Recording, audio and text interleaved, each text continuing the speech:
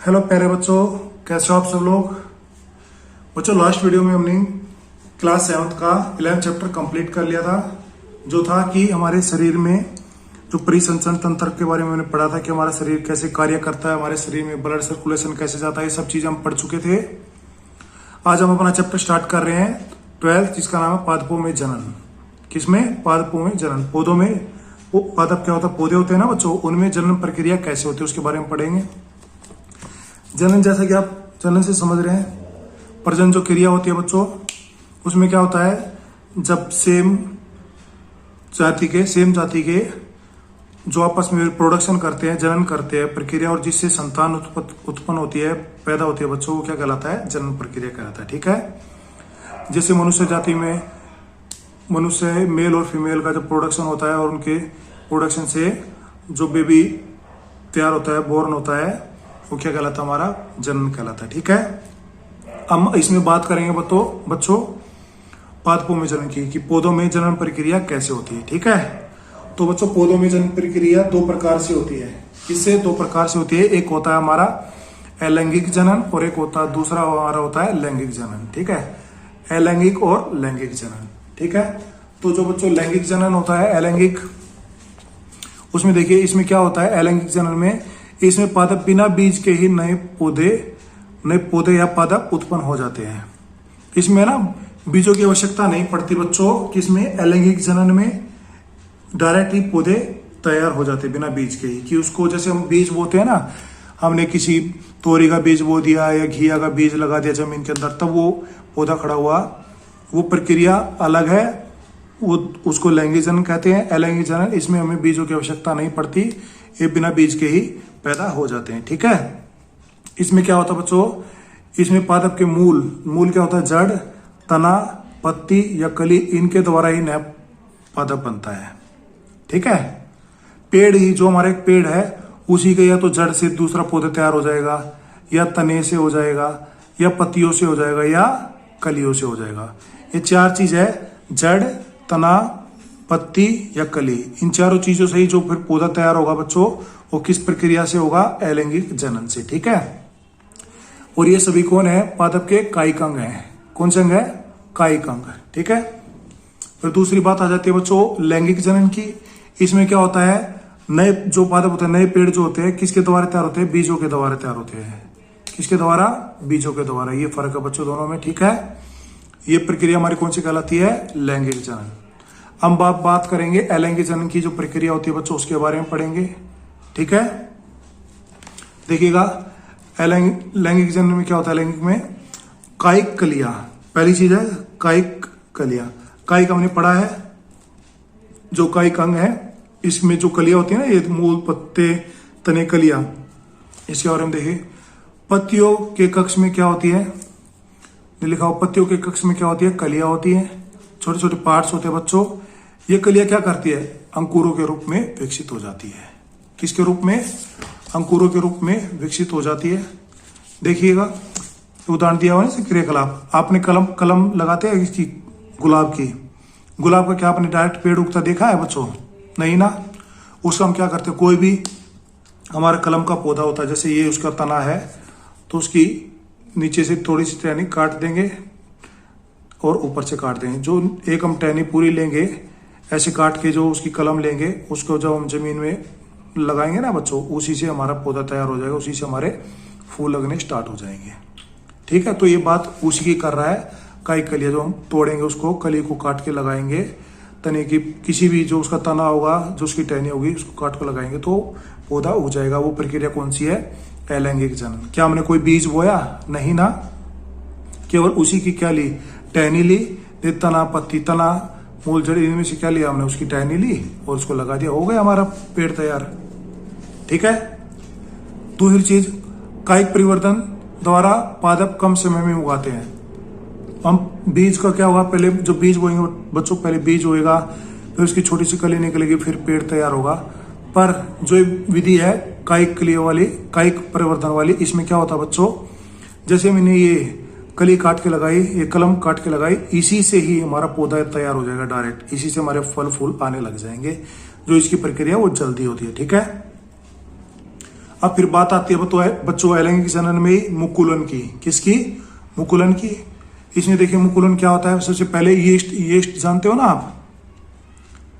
Yeast पता आप लोगों को या नहीं पता? बताओ आप मुझे पहले। ये देखिएगा जो यीस्ट लिखा हो ना, जब डबल रोटी वगैरह या जो ब्रेड वगैरह लाते हो बच्चों बेकरी से, उनको यीस्ट द्वारा ही बनाया जाता है। ठीक है, उसमें जब केमिकल डालते, देखिए इसने लिखा हुआ ना बुक में, क्रियाकलाप में, यीस्ट से, बेकरी से यीस्ट केक या केमिस्ट की दुकान से यीस्ट पाउडर ले ले, चुटकी भर ऐसे पदार्थ में डाले और जल में घोले। ये प्रक्रिया दी हुई है ना यीस्ट वाली, तो वही होता है। ये काम मिलता है पर आपका बेकरी में मिलता है।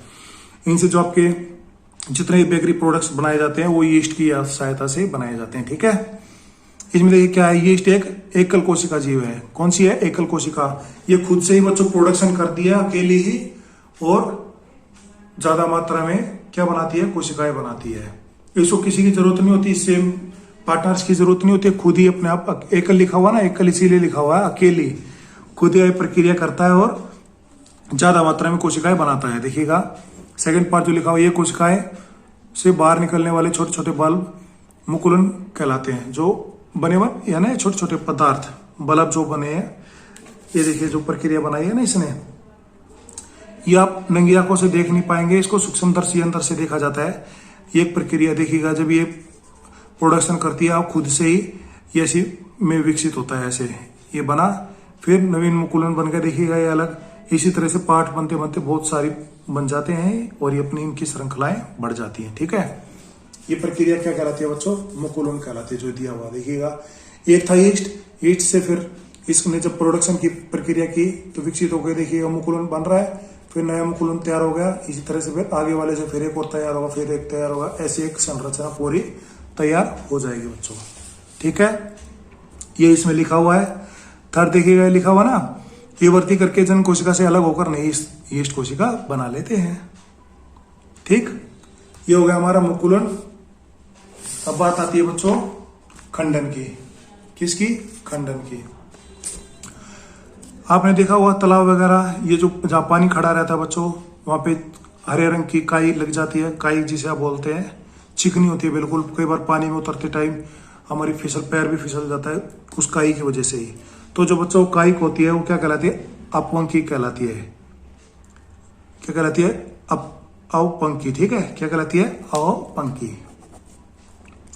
ये क्या है? जो तैरते हुए उनको अवपंकी कहलाती है। ये सभी क्या है? शैवाल है बच्चों। इनको क्या कहते हैं हम? शैवाल। ये बात हम कर रहे हैं बच्चों, अब बात कर रहे हैं हम खंडन की। किसकी? खंडन की बात कर रहे हैं। हम पीछे बात कर चुके हैं मुकुलन की, अब खंडन की बात करते हैं। देखिएगा जो तालाबों का पानी खड़ा रहता है, अपने लोगों ने देखा होगा, गांव वगैरह में जो लोग जाते हैं देखा होगा उन लोगों ने, जो पानी खड़ा रहता है बच्चों हरे हरे रंग का, जिसे हम काई भी बोलते हैं, वो क्या कहलाते हैं? हमारे शैवाल। क्या कहलाते हैं? शैवाल। ये है ना जल, वहां पे जल खड़ा है इसलिए वो प्रक्रिया कर पाते हैं। अगर वहां से जल हटा दिया जाए ना तो ये प्रक्रिया नहीं खत्म पाएगी और वहां पे काई नहीं जमेगी। तो इनको जल की और पोषक तत्वों की आवश्यकता होती है। इसकी मौजूदगी में तेजी से वृद्धि करते हैं। पानी खड़ा रहेगा ना, उतनी तेजी से वृद्धि करेंगे। तभी तो खड़े पानी में तो होता है, चलते पानी में कभी नहीं होता। जब पानी खड़ा रहता है तो खड़े खड़े पानी में तेजी से वृद्धि करते हैं और खंडन द्वारा अपनी गुणना करते हैं, मतलब बढ़ाते हैं इस चीज को। ठीक है, कौन? शैवाल बच्चों। ठीक है, अब बात आ जाती है बीजाणु निर्माण की। देखिए बीजाणु निर्माण क्या है? जो बीजाणु है बच्चों को किसकी विधि द्वारा अलैंगिक जनन करते हैं? किसकी? अलैंगिक जनन द्वारा करते हैं प्रोडक्शन। ठीक है, प्रत्येक बीजाणु, जो बीजाणु है बच्चों, उसको उच्च ताप और निम्न आर्द्रता की जरूरत पड़ती है। जो बीजाणु है उसको एक निम्न ताप भी की जरूरत पड़ती है और आर्द्रता की जरूरत पड़ती है। अगर उसको वैसा इन्वायरमेंट ना मिले तो उसके ऊपर एक कठोर सुरक्षा कवच होता है बच्चों, जिससे वो ढका रहता है। जब उसको निम्न ताप और निम्न आर्द्रता और उच्च ताप मिलेगा ना, जैसे उसको जरूरत है, जैसा उसको वातावरण की जरूरत है, अगर वैसा मिलेगा तो कठोर कवच को हटा लेगा, नहीं मिलेगा तो अपना जो उसका कठोर कवच है उसको अपने आप को ढक लेगा और उससे बचाता रहेगा। ठीक है, फिर तीसरी बात आ जाती है, देखिए मास और फर्न। ये दो क्या है? हमारे पादप हैं, मास और फर्न। इनकी प्रक्रिया किस द्वारा होती है? बीजाणु द्वारा ही होती है बच्चों। ठीक है, अब देखिए अब बात करते हैं हम लैंगिक जनन की। किसकी? लैंगिक जनन की। इसमें देखिए क्या होता है, ये जो लैंगिक जनन होता है किसमें होता है बच्चों, फूलों में, पुष्पों में, जो आपके पेड़ पौधे हैं उनमें होता है। ठीक है, पुष्पों में भी जनन दो प्रक्रिया द्वारा होता है। इसमें दो जनन होते हैं, एक पुंकेसर होता है और स्त्री केसर होता है। जैसे मनुष्य जाति में होता है स्त्री और पुरुष होता है ना, उसी तरह से इसमें भी पादप में भी पुंकेसर और स्त्री केसर होता है बच्चों। ठीक है, इसमें देखिए ऐसे पुष्प, पहले बात कर रहे हैं हम किसकी, पुंकेसर की। ऐसे पुष्प जिनमें केवल या तो पुंकेसर हो या ही स्त्री केसर हो, एक होगा, या तो पुरुष होगा या स्त्री होगा, तो क्या कहलाएगा, एक लिंगी। एक लिंग, या तो पुंकेसर या स्त्री केसर, एक लिंग होगा। इसके उदाहरण क्या क्या देखिए, मक्का, पपीता, ककड़ी और खीरा। मक्का, पपीता, ककड़ी और खीरा, ये चारों ऐसे बच्चों जो खुद से प्रोडक्शन करते हैं, मतलब अपनी ही कली द्वारा। जैसे हमने कलम लगाई थी ना उसकी, किसकी, गुलाब की, उसी तरह से इन चारों का भी ये है कि इनके द्वारा खुद से ही अपना क्या लगाते हैं, पेड़ लगाते हैं, खुद ही इनकी फल लगती हैं। ऐसे पुष्प क्या कहलाते हैं, एक लिंगी कहलाते हैं। स्त्री केसर हो या पुंकेसर, एक होगा उसमें। ठीक है, दूसरा आ जाता है जिनमें दोनों की जरूरत पड़े, स्त्री केसर की भी और पुंकेसर की भी, वो क्या कहलाएगा हमारा, द्विलिंगी। क्या कहलाएगा बच्चों, द्विलिंगी। इसमें देखिए उदाहरण क्या है, सरसों, गुलाब, पिटूनिया के पौधे। सरसों जो हम लगाते हैं उसके, गुलाब के पौधे जो लगाते हैं, पिटूनिया। पिटूनिया भी क्या है, एक पौधा बच्चों। ये जो पौधे हैं इनमें दोनों की जरूरत पड़ती है, पुंकेसर की भी और स्त्री केसर की भी, तब जाके ये लगते हैं। ठीक है, फिर इसी में बात आ जाती है बच्चों, देखिए किसकी, परागकण। देखिए दिए हुए हैं, इससे आपको थोड़ा पिक्चर से समझ में आएगा। ये देखिएगा, ये पुंकेसर का चित्र है, ये स्त्री केसर का। देखिए पुंकेसर में क्या होते हैं, परागकोश, जो आपके फल लगते हैं वो परागकोश होते हैं बच्चों, ये ऊपर जो होता है। ठीक है, यहाँ से आपने देखा होगा, जैसे जो भावरा होता है बच्चों, यहाँ से कुछ खा पी के जो इसमें रखते हैं, उनकी जो जरूरत की चीज होती है उसको उठा के जब लेके जाते हैं, तो उससे क्या होते हैं, जो पुंकेसर के जनन अंग से जीवाणु उठाए और कहाँ आ गए, स्त्री केसर पे जब जाके बैठते हैं तो कहाँ पहुंच जाते हैं, वर्तिकाग्र तक पे बैठते हैं। वर्तिकाग्र पे जब बैठेंगे तो इसके साथ प्रोडक्शन होंगे और कहाँ पहुंच जाएंगे, इसके अंडाशय में पहुंच जाएंगे। देखिएगा ये अंडाशय है इसका, यहाँ से बीजों का निर्माण होगा और हमारा नया पौधा तैयार हो जाएगा। ठीक है, देखा यही लिखा हुआ है इसमें। परागकोश में क्या होते हैं, परागकण होते हैं जो नरयुग्मक होते हैं। जैसे हमारे सीमेन होते हैं ना, मेन में, वहां से जब प्रोडक्शन होती है तो फीमेल में जाते हैं, उसके साथ प्रोडक्शन करके एक अंडा तैयार होता है। तो वही प्रक्रिया इसमें होती है। जो परागकण में परागकोश होते हैं ना, वो क्या होते हैं, नरयुग्मक होते हैं। वो क्या करते हैं, स्त्री केसर के वर्तिकाग्र में जाते हैं। कहा जाते हैं, ये देखिए स्त्री केसर के वर्तिकाग्र में जाते हैं और वहां कहाँ पहुंच जाते हैं, अंडाशय में पहुंच जाते हैं। और फिर क्या होता है, लैंगिक जनन द्वारा नर और मादा के युग्म होगा, युग्मन बन के क्या बन जाता है, युग्मनज बन जाता है बच्चों। फिर लैंगिक जनन द्वारा नर और मादा युग्म हो गए, युग्मन से क्या बन जाता है, युग्मनज बन जाता है। ठीक है, वही सेम प्रोडक्शन इसमें होता है बच्चों, जैसा मेल फीमेल में होता है उसी तरह से पौधों में भी होता है, लैंगिक जनन द्वारा। फिर देखिए बात आ जाती है किसकी, परागकण की। अब परागकण क्या होते हैं, देखिए जो फूल होता है बच्चों, जो हमारा पुष्प होता है, उसके वर्तिकाग्र पर कुछ परागकण गिर जाते हैं ना, तो परागकणों का परागकोश से पुष्प के वर्तिकाग्र का स्थानांतर परागकण कहलाता है।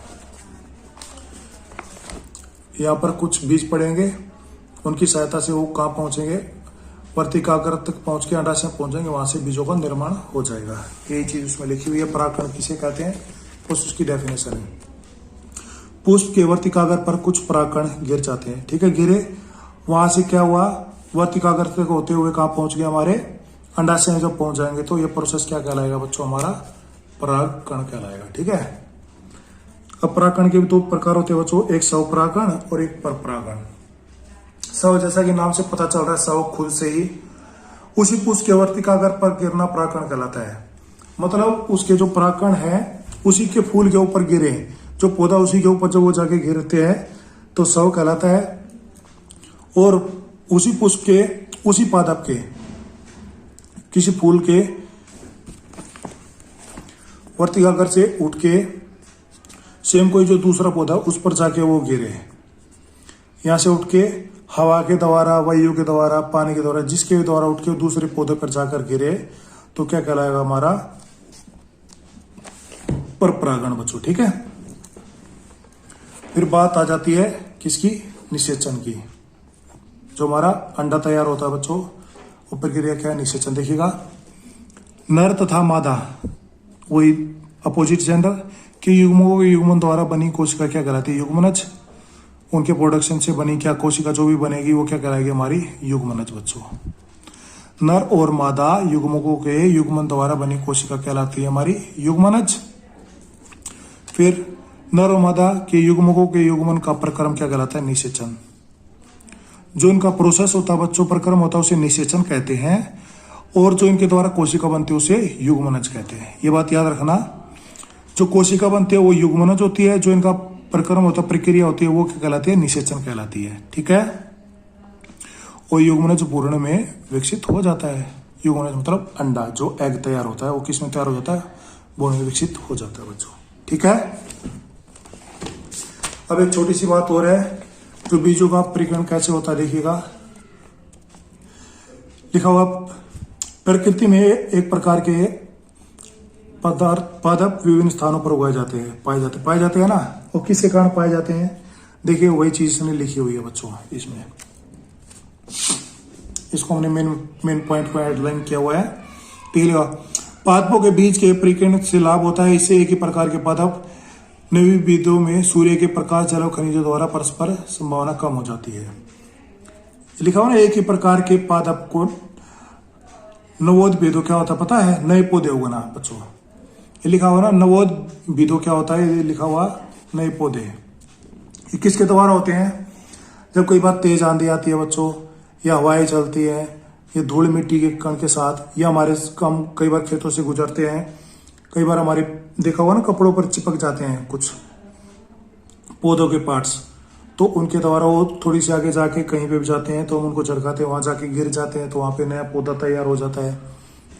तो ये प्रक्रिया क्या, बीजों का प्रक्रिया नहीं तो है कि बीज कैसे तैयार हुए, पौधा एक स्थान से दूसरे स्थान तक कैसे पहुंचा, तो इसी का उसमें प्रोसेस दिया हुआ बच्चों कि किस प्रकार। देखिए, प्रकृति में पादप और फल के बीजों का प्रकीर्णन पवन, हवा द्वारा, जल द्वारा, जंतुओं द्वारा होता है। ठीक है, ये देखिए, सेहिजन और द्विफल, सेहिजन और द्विफल ये दो है बच्चों।